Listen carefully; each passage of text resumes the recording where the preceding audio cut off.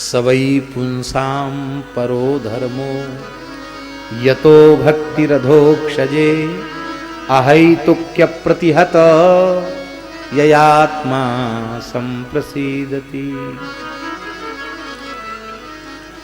ऐसी जो अहेतुकी अप्रतिहता भक्ति है उससे दो पुत्रों का जन्म होता है।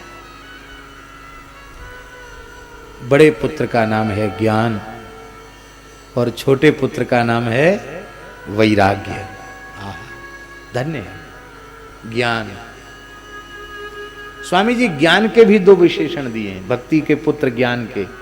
ज्ञान भी अहेतुक अप्रतिहत ज्ञान, वैराग्य के भी दो विशेषण हैं, अहेतुक अप्रतिहत वैराग्य। देखिए वासुदेवे भगवती भक्ति योग प्रयोजितः जनयत्याशु वैराग्यम ज्ञानम च यद हेतुकम। अहेतुक अप्रतिहत ज्ञान और अहेतुक अप्रतिहत वैराग्य, बहुत ध्यान से सुने। ज्ञान में भी यदि हेतु होगा ना तो उस ज्ञान से अविद्या का क्षय नहीं होगा, अज्ञान का क्षय नहीं होगा। ध्यान में आई बात। आप व्याकरण न्याय वेदांत इन तीनों विषयों को पढ़ते हैं, व्याकरण न्याय के बिना वेदांत में गति नहीं होगी।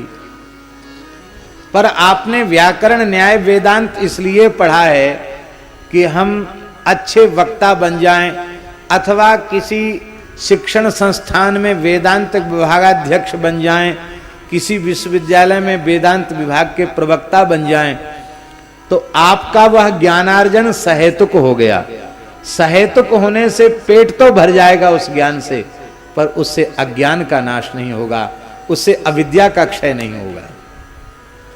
और जो ज्ञान सहेतुक होगा उसमें बाधा पड़ेगी। एक बहुत उच्च कोटि के महात्मा थे, हिमाचल प्रदेश की बात है महाराज जी। श्रीमद् भगवद गीता का आश्रय उन्होंने लिया था, केवल गीता का आश्रय।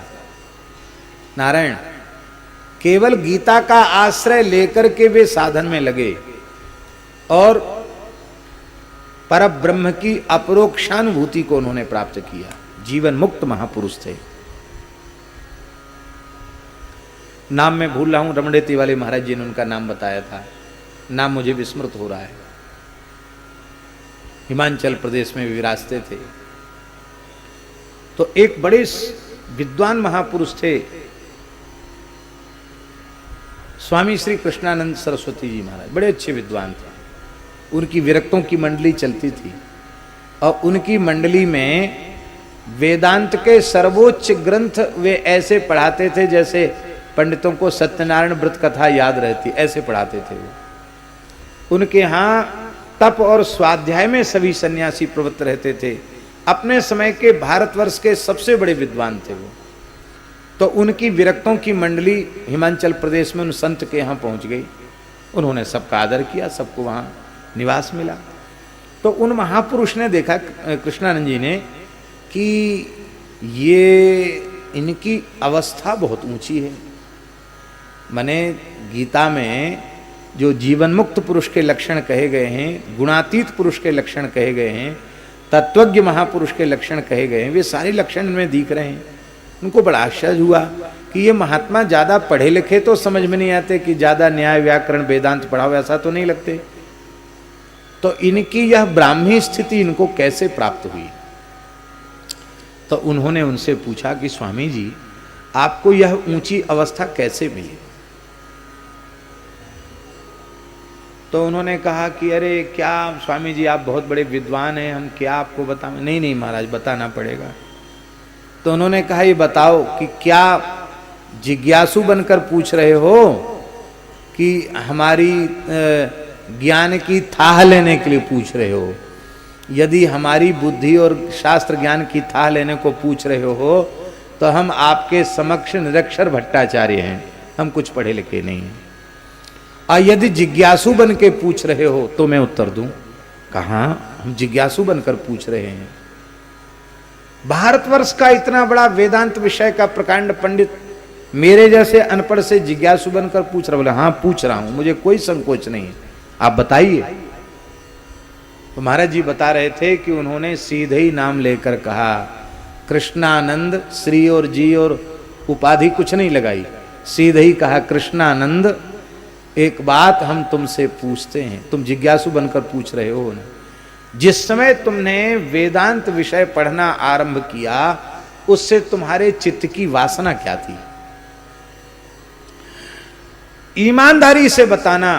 बोले मेरी वासना ये थी कि मैंने विधिवत व्याकरण पढ़ा है, न्याय पढ़ा है और वेदांत पढ़कर मैं भारतवर्ष के वेदांत विषय के प्रतिष्ठित विद्वानों में मेरा नाम हो, ये वासना थी। और मैं जीवन भर वेदांत पढ़ाऊं। तो बोले उस प्रयोजन की सिद्धि हुई कि नहीं हुई? बोले हाँ उसकी तो खूब हो रही है, पर अभी भी देहाध्यास का नाश नहीं हुआ, आत्मस्वरूप में स्थिति नहीं हुई। आपको कैसे हो गई? बोले कृष्णानंद जी, जब हमने घर छोड़ा, सन्यासी बने, तो थोड़ा संस्कृत में प्रवेश मात्र के लिए कुछ पढ़ लिया और केवल गीता जी को पढ़ा। और गीता जी को इसी उद्देश्य को लेकर पढ़ा कि शरीर संसार से पूर्ण वैराग्य हो, भगवत तत्व की अपरोक्षानुभूति हो। तो जिस भाव को लेकर के हमने पढ़ा वो भगवत कृपा से गीता जी ने हमको प्रदान कर दिया। महाराज जी, छोटे से छोटा ग्रंथ, छोटे से छोटा साधन आपको पूर्ण आत्मस्थिति प्रदान कर सकता है, किंतु उस साधन के पहले आपकी वृत्ति क्या है ये टटोल के देखना पड़ेगा। हम भागवत रामायण की कथा बोल रहे हैं, पर इस कथा को बोलकर यदि हमारा उद्देश्य केवल ये है कि हम आपको प्रभावित करें और आपसे कुछ धन बटोर करके ले जाएं, तो उस प्रयोजन की सिद्धि तो हो जाएगी, पर हमारे जीवन में भी ज्ञान वैराग्य का अभाव बना रहेगा। हमारा जीवन भी बहुत पवित्र नहीं बन पाएगा यदि इन पवित्र ग्रंथों को कह सुन करके भी हमारा उद्देश्य भगवत चरणारविंद में प्रेम की प्राप्ति का नहीं है। तो